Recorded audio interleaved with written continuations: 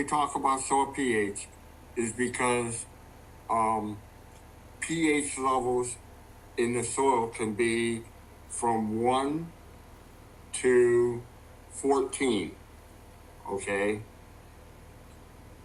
A pH of 7 is a neutral pH. So anything that's lower than 7 is considered an acidic soil. Anything above 7 pH is considered an alkaline soil. So when we're looking at adjusting pHs, if the pH is above 7, then we need to lower that pH, and so we would add sulfur to lower the soil pH to where you want it to get. If the pH is too low, then we add lime to the soil, and lime is what we call a sweetener, okay, to make it more alkaline type of the soil. Now, there's 16 different elements that plants need to have to grow and to complete their life cycle. And I'll run through those real quick because you're going to add the chart a little bit later, but it's nitrogen, potassium, calcium, phosphorus, iron, magnesium, sulfur, manganese, molybdenum, zinc, copper, boron. Now, some people are saying there's a 17th one, nickel, but I've never seen nickel on any of the charts that show minerals that plants need to grow. That's kind of under debate right now. The importance of the pH is if the pH is too low, then some of these elements aren't available to the plant.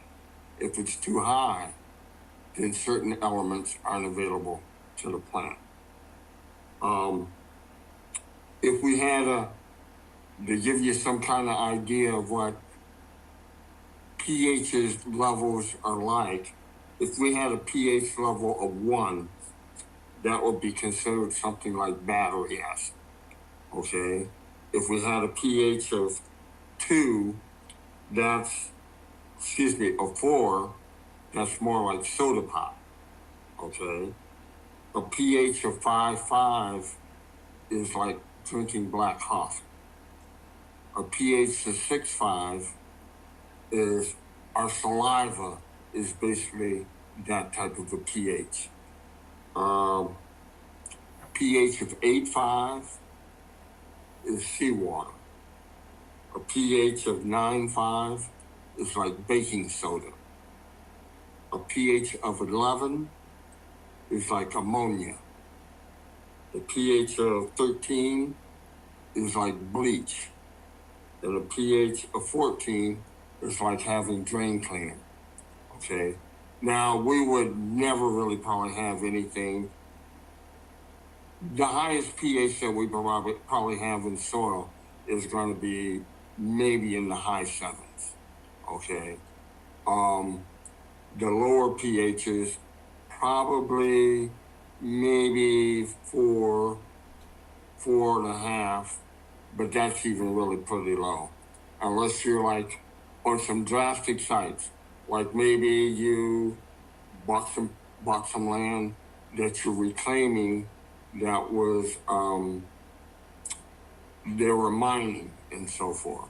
So then you get pHs that are really out of whack, and you have to try to adjust the pHs to reclaim those mine sites and so forth. Okay. So normally tap water coming into houses is around 8. Okay. So if people are watering with tap water directly, it can affect the soil, correct? It can affect the soil, yeah. Okay. Yeah, just depending on how much they're watering and so forth, and what their starting pH is. So, Oh yeah. Okay. so Okay. that's why it's important also to do a soil test first to see what your starting pH is at, and you're going to get your watering from the house, but also consider that you're going to be getting rain, and rain is going to be bringing sulfur down out of the air, and that's why they call it kind of acidic rain or acid rain. So that's going to help Okay. leach out and drench out some of that, you know, fluorides and so forth that you're going to be getting from tap water. So the rainwater, it's going to vary based on location, correct? Of as far as Correct. okay. Right. But it's still going to be on the acidic side, no Yeah. matter where you're at. Okay. Okay. Okay. Good to Still know. going to be acidic. Um, those when we're looking at also, when you're looking at some pHs like 3 to 5, um, that's considered a very acidic soil. Okay. And most plant nutrients like calcium, potassium, magnesium, and copper, what happens with them, they become very soluble in the soil. So they leach out more Okay. rapidly, okay, when you're Okay. at those lower pHs. Um, at 5.1, most phosphates or phosphorus, okay, become unavailable to plants. They get bound up and locked up into the soil. So that's not good. So that's why you need to raise that pH to be able to absorb that phosphorus and so forth for the plants. pH is like 4.7 and around 5. The other thing that you have issues is that the microbial activity in the soil is pretty much halted. And the reason we want to have that is we want the pH to be higher because the microbes break down organic matter in the soil to become available for the plants to use. So they convert nitrogen and sulfur into usable sources for the plant. So you have to keep those soil pHs up higher than like 5 so the microbes are active in the soil. Okay. Okay? When you get in around pHs around 5.1 to 6.0, plants like rhododendrons, blueberries, they're called ericaceous plants, azaleas. They like that pH. They really don't like higher pHs than that, so that they can pull the nutrients out that they want to have, okay, from the soil. So at different levels of pHs, different nutrients are more available than other nutrients, okay? And so if you're trying to grow something that needs a higher pH than that, the nutrients that are more available at those lower pHs are more toxic to the plants that you're trying to grow. So that's why you'd want to the ideal pH range for growing most plants is like 6.3 to 7. So that's where you want to be at, unless you're trying to grow blueberries or azaleas or rhododendrons, something that wants a more acidic soil. Okay. Okay. Um, Now we get into, like we were talking about, there's 16 different nutrients that plants need to have. The non-mineral nutrients that plants need to have are hydrogen, oxygen, and carbon. And they get that through air and water. Okay, so we don't have to really do anything special for that. Um, and to to photosynthesis,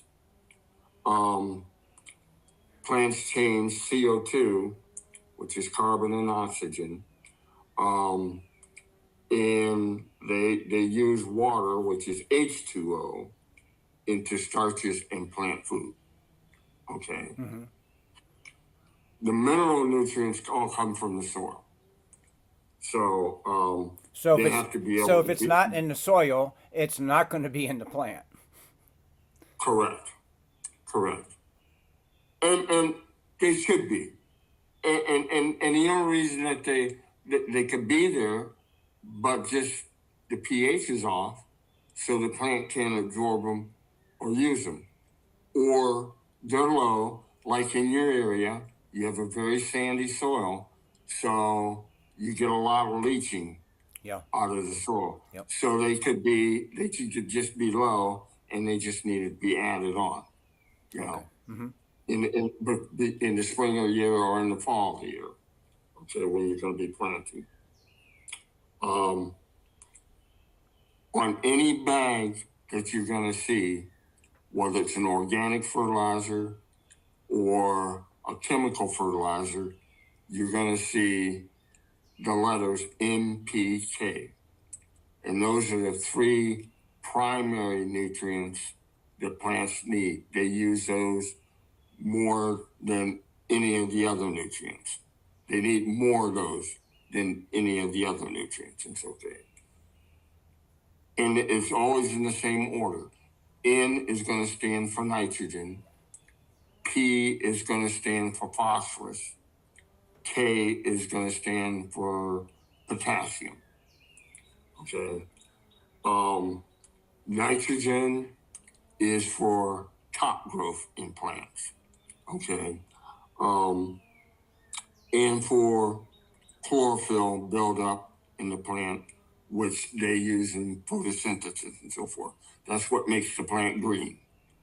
Phosphorus slows rapid growth in plants from if you're putting down too much nitrogen. That kind of helps to temper the excessive nitrogen or succulent growth in plants. But the big thing for phosphorus is it encourages blooming in plants and fruit production in plants. Potassium improves disease, drought, and cold tolerance in plants. And usually, I was always taught also, it helps to temper excessive nitrogen growth in plants. So usually what you want to do is you want to put down the ratio of nitrogen should be 2 to 1 to potassium. So whatever amount of nitrogen put down, you want to put another half of that down in potassium. Okay. Okay, to help temper that growth, and you don't have less succulent growth in your plants and so forth. Okay. Okay. So when you're buying fertilizer, that's how you want to read those numbers. You want the N number, the first number, to be twice the third number. Right. It can be that. And then now that's a good way of looking at it. But once again, then we go back to soil tests. Okay. So you may not even need as much nitrogen as you think you Okay. need. Okay. Okay. Or so you're adjusting. But on a rule of thumb, another thing that they'll say is like, I just bought some fertilizer today. Okay.